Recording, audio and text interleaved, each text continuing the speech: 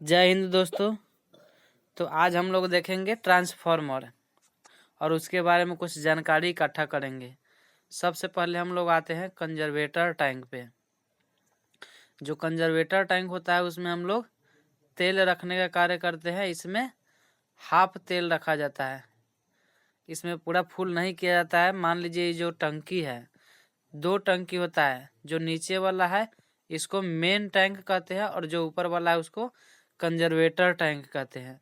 इस दोनों का कार्य होता है, दोनों में तेल रखा जाता है। तेल रखने का उपयोग इसमें इसलिए किया जाता है क्योंकि जो इसमें तेल रखा जाता है, यहाँ पे जो तेल रखा जाता है उसका कार्य होता है आ,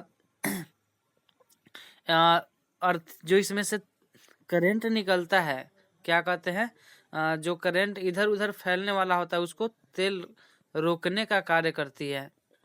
करंट को इधर उधर फैलने नहीं देती है, इसका कार्य करती है तेल। और यह जो है शॉर्ट सर्किट होने से भी बचाती है इसको। और जो इसमें रखा जाता है इसका कार्य होता है, मान लीजिए अगर इसमें तेल का कमी पड़ जाए तो इसमें से तेल नीचे आती है और इसको फुल कर देती है।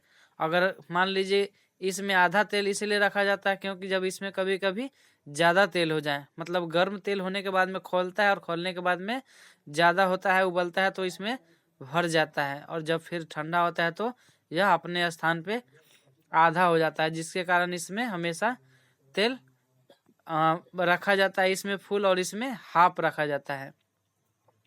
अगर फुल रखा जाएगा तो इसमें ब्लास्ट होने का डर रहेगा, जिसके कारण से हम लोग क्या करते हैं कि इसको हाफ तेल इसमें रखते हैं। चलिए, तो सबसे पहले हम लोग का हो गया कंजर्वेटर टैंक। फर्स्ट कार्य हो गया कंजर्वेटर टैंक। सेकेंड हो गया इसका जो कंजर्वेटर टैंक से लगा रहता है उसको कहते हैं ब्रीदर, यानी कि श्वास नली। ट्रांसफार्मर भी श्वास लेता है और ट्रांसफार्मर में सांस छोड़ता है, जिसको ब्रीदर के नाम से जाना जाता है। यह हम लोग का ब्रीदर हो जाएगा। उसके बाद नीचे है सिलिका जेल। ब्रीदर में सिलिका जेल भरा रहता है, जिसका कार्य होता है क्या कहते हैं, उसमें धूल कण जो होता है उसको साफ कर देता है। चलिए, उसके बाद है बुजोइज रिले।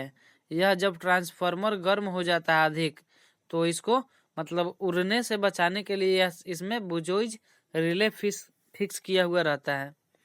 इसका कार्य सिर्फ इतना ही है। उसके बाद आएंगे हाई वोल्टेज बुशिंग। चलिए, इसके बाद हम लोग पढ़ेंगे इनपुट और आउटपुट के बारे में। तो जो इसमें इनपुट करंट हो रहा है उसमें देखिए यहाँ से एक ठो आ रहा है, एक ठो इधर से आ रहा है, एक ठो इधर से है। यानी कि जो इनपुट फेज है उसको कहते हैं हाई वोल्टेज बुशिंग बोलते हैं, हाई वोल्टेज बुशिंग। उसमें होता है 11,000 वोल्टेज पर फेज। 11,000 वोल्टेज पर फेज इनपुट आता है, यह इनपुट साइड हो जाएगा। उसके बाद जो इसमें से करंट निकलता है उसके बारे में बात करेंगे। तो जो करंट निकलने वाला साइड है उसमें भी 3 पॉइंट होते हैं, फर्स्ट, सेकेंड और थर्ड। फर्स्ट होता है 220 वोल्टेज पर फेज इसमें से निकलते हैं।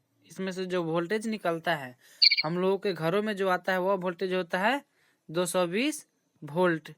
इसे आउटपुट साइड कहा जाता है, इसको कहा जाता है आउटपुट साइड। इसे लो वोल्टेज बुशिंग कहा जाता है।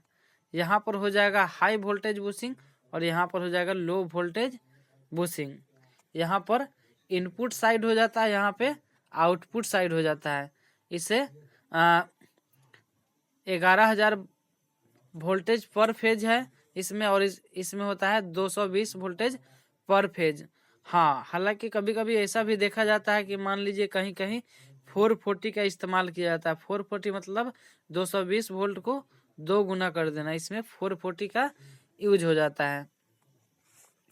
आगे देखिए, इसमें जो टैंक रहता है उसको हम लोग बोलते हैं मेन टैंक। इस टैंक को मेन टैंक नाम दिया जाता है। और जो ऊपर वाला टैंक है उसको तो हम लोग कंजर्वेटर टैंक कहते ही है। चलिए, अब यहाँ पे ट्यूब दिया हुआ है, देख रहे हैं, दोनों में ट्यूब दिया है, इसको बोलते हैं कूलिंग ट्यूब। इसको कूलिंग ट्यूब करते हैं। इसका कार्य होता है तेल को, जब तेल गर्म होता है तो उसको अपने ऊपर से ले लेता है और उसको नीचे लाता है। नीचे लाते लाते इसको ठंडा कर देता है। इसमें हमेशा हवा लगते रहते हैं, जिसके कारण से क्या होता है कि ठंडा कर देता है और फिर वापस से इसको दे देता है। कूलिंग ट्यूब का कार्य होता है इधर से लेगा और इधर से वापस दे देगा। इधर से लेता है और इधर से वापस दे देता है, यानी कि गर्म को लेना है और ठंडा करके देना कूलिंग ट्यूब का कार्य है। चलिए उसके बाद देखते हैं हम लोग क्या कहते हैं इसको। ट्रांसफार्मर दो प्रकार के होते हैं। ट्रांसफार्मर दो प्रकार के होते हैं, स्टेप अप और स्टेप डाउन। ट्रांसफार्मर दो प्रकार के होते हैं, स्टेप अप ट्रांसफार्मर और स्टेप डाउन ट्रांसफार्मर होता है। जो स्टेप अप ट्रांसफार्मर है वह बहुत ही बड़े बड़े सब स्टेशनों पर लगाया जाता है, और जो स्टेप डाउन ट्रांसफार्मर है वह क्या कहते हैं